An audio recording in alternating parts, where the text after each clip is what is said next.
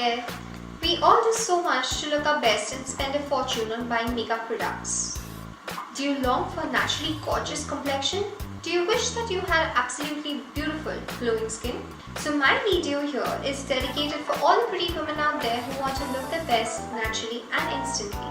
So guys, join me as I tell you how to get that beautiful skin by using something as small as a toothbrush and look absolutely stunning. Spray the bristles off an old toothbrush with hairspray to help tame flyaways.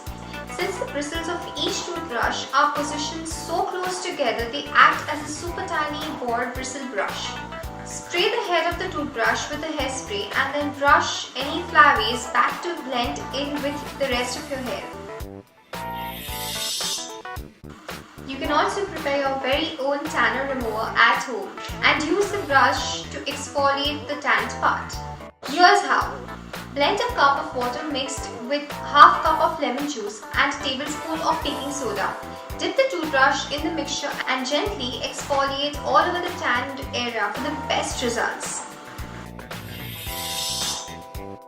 You can also scrub your lips with the toothbrush. This helps in exfoliating the dead skin on your lips.